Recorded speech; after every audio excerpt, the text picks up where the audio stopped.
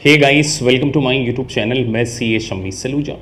सो guys, आज के इस वीडियो में हम डिस्कस कर रहे हैं कि आफ्टर ग्रेजुएशन हमें सीपीए करना चाहिए, एमबीए करना चाहिए या चार्टर्ड अकाउंटेंसी कोर्स करना चाहिए। तो आज बेसिकली आफ्टर ग्रेजुएशन में 3 कोर्सेज को कंपेयर कर रहा हूँ कि अगर आपने आपका ग्रेजुएशन कंप्लीट कर लिया है तो आपके लिए करियर के लिए सबसे बेस्ट एडवाइस क्या हो सकती है। इन 3 प्रोफेशन में से एमबीए, सीए और सीपीए सबसे बेस्ट आपके लिए क्या होगा, किसमें आपको अच्छा रेम्यूनरेशन मिल सकता है, किसको आप कम इन्वेस्टमेंट में और आसानी से पास कर सकते हैं। तो एक बेटर करियर एडवाइस के लिए ये वीडियो डेफिनेटली आपको हेल्प करेगा।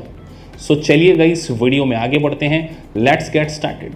सो गाइस, देखिए, अगर हम एक फ्रेश ग्रेजुएट के पॉइंट ऑफ व्यू से बात करें, जब वो अपना ग्रेजुएशन कंप्लीट कर लेता है तो कहीं ना कहीं उसको 2 चीज़ें आप माइंड में आती है कि हमें एक प्लेसमेंट कैसे मिल सके और प्लेसमेंट भी मल्टीनेशनल कंपनीज में, अच्छी कंपनीज में मिल सके। तो क्योंकि चार्टर्ड अकाउंटेंसी का कोर्स तो आप 12th क्लास से ही ज्वाइन कर सकते हैं, लेकिन अगर आपने 12th में ये डिसीजन नहीं लिया और अब आप आफ्टर ग्रेजुएशन ये सोच रहे हैं कि हमें सीए करना चाहिए या एमबीए करना चाहिए, तो साथ में मैं आपको सीपीए कोर्स के बारे में भी बता रहा हूं। देखिए, अगर आप एमबीए की सोच रहे हैं ना, तो सबसे पहले फिर आपको यह सोचना चाहिए कि आप कैट की प्रिपरेशन करके, जब तक आप कैट की प्रिपरेशन करके इंडिया के टॉप 10 कॉलेज में एडमिशन लेने की नहीं सोचते हैं, या आपका अगर एडमिशन टॉप 10 कॉलेज में नहीं हो पाता, लाइक हम आईएमएम के बारे में बात करें, सिम्बोयसिस के बारे में बात करें, तो अगर आपका कॉलेज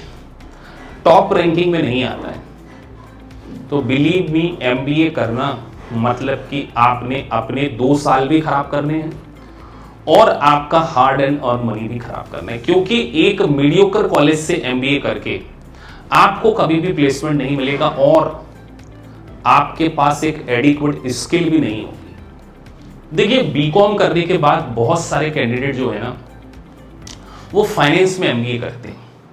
तो जब आपने फाइनेंस में एमबीए किया तो आपका कंपटीशन किससे होता है? चार्टर्ड अकाउंटेंट से। और अगर हम सीपीए के बारे में बात करें या एसीसीए के बारे में बात करें, तो these all are the professional courses.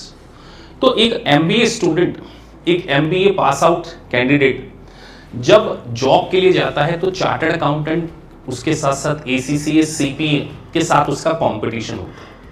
क्योंकि सीपीए और प्रोफेशनल कोर्सेज में ज़्यादा इन डेप्थ स्टडी कराई जाती है, तो उनका टेक्निकल नॉलेज बहुत ज़्यादा होता है। कई बार एमबीए का प्रेजेंटेशन अच्छा होगा, लेकिन टेक्निकली, क्योंकि देखिए आप आईएफआरएस को नहीं पढ़े, इंटरनेशनल फाइनेंशियल रिपोर्टिंग स्टैंडर्ड को इन डेप्थ आप स्टडी नहीं करते, यूएस गैप को आपने अच्छे से नहीं पढ़ा, परफॉर्मेंस मैनेजमेंट को आपने अच्छे से नहीं पढ़ा, तो एमबीए का प्रेजेंटेशन भले बेटर हो सकता है, लेकिन आपको बैक ऑफिस में टेक्निकल स्किल आपकी कहीं ना कहीं वीक होगी। इसीलिए सीए, सीपीए के कंपैरिजन में एमबीए को अच्छा पैकेज नहीं मिल पाता अगर उसका जो कॉलेज है वो रेपुटेटेड कॉलेज नहीं है, टॉप 10 कैटेगरी में फॉल नहीं होता है। तो मैं आपसे कहना चाहूंगा कि ग्रेजुएशन के बाद किसी मीडियोकर कॉलेज में 5-6 लाख रुपए की फीस भरने से मच बेटर है कि आप प्रोफेशनल कोर्सेज को चूज कर सकते हैं, फिर वो सीपीए हो या चार्टर्ड अकाउंटेंसी।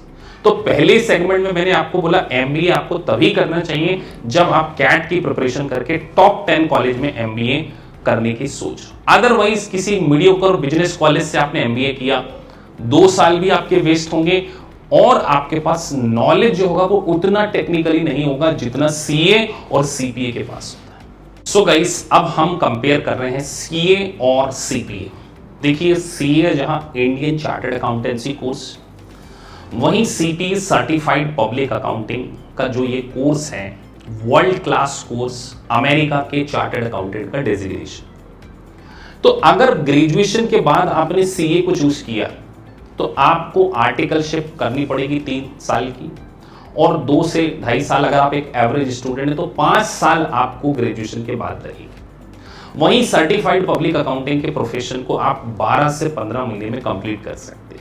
साइमल्टेनियसली ग्रेजुएशन के बाद आप एमकॉम फर्स्ट ईयर में एडमिशन ले लीजिए और उसके बेसिस पे आप आपकी सीपीए की प्रिपरेशन कर सकते हैं। तो अगर आप एक इंडियन कोर्स को प्रेफर करते हैं, चार्टर्ड अकाउंटेंसी को प्रेफर करते हैं, तो no doubt chartered accountancy profession world class profession, लेकिन यहां आपको समय बहुत लगने वाला है। ग्रेजुएशन के बाद एवरेज में बात कर रहा हूं 4 to 5 ईयर लगेंगे अगर आप सारे एग्जाम को पास कर लेते हैं। लेकिन सर्टिफाइड पब्लिक अकाउंटिंग का ये प्रोफेशन आप 12 to 15 मंथ में पास कर सकते हैं और स्टार्टिंग पैकेज सीए का हो या सीपीए का हो 8 to 12 लाख की रेंज में आपका पैकेज हो सकता है। तो कई बार हमें केवल ट्रेडिशनल कोर्सेज को फॉलो ना करते हुए हमें एक रिसर्च कर लेना चाहिए कि क्या मार्केट में हमारे पास ग्रेजुएशन के बाद कॉमर्स फील्ड में कोई और अच्छी अपॉर्चुनिटी है। तो अगर आप ग्रेजुएशन के बाद एमबीए, सीए और सीपीए में किसी भी प्रकार का डिसीजन लेना चाहते हो और किसी प्रकार की कोई करियर एडवाइस भी चाहते हैं, तो आप हमारे इंस्टीट्यूट से कोऑर्डिनेट कर सकते हैं। हम स्टूडेंट को करियर काउंसलिंग भी करते हैं कि उनके लिए क्या बेटर चॉइस हो सकती है, किस कोर्स में उन्हें अच्छा पैकेज मिल सकता है, क्या उनकी करंट सिनेरियो को देखते हुए उनके लिए क्या बेस्ट होगा जिससे कि वो अपने करियर में टाइमली सेटल हो सके। तो इस छोटे से वीडियो में मैं आपको ये बताने की कोशिश कर रहा था कि एमबीए आप तब तक ना करें जब तक कि आपका एक टॉप लेवल का कॉलेज हो। अदरवाइज 5-6 लाख को इन्वेस्ट करके कोई सेंस नहीं है। 3-3.5 लाख में आप यूएस सीपीए के कोर्स को और 2.5 से 3 लाख में चार्टर्ड अकाउंटेंसी के कोर्स को कंपेयर कर सकते हैं। और बेस्ट पार्ट इन इंटरनेशनल और डोमेस्टिक सीए के बारे में बात करूं, ये एक प्रोफेशनल डेजिग्नेशन है। तो जब एक प्रोफेशनल डेजिग्नेशन आपके पास होगा तो करियर में ग्रोथ आपके पास हमेशा अपॉर्चुनिटीज अवेलेबल होगी। वहीं एमबीए अगर एक मीडियोकर कॉलेज से है तो 25 to 30,000 की सैलरी आपको मिलेगी और उसके बाद आपको करियर में आगे स्ट्रगल करना पड़ सकता है। ये एक्सपीरियंस बेस्ड में आपको अपना शेयर करना। So thank you guys for watching this video. अगर आपको वीडियो अच्छा लगा है तो please subscribe the channel and like the video. Thank you very much for that.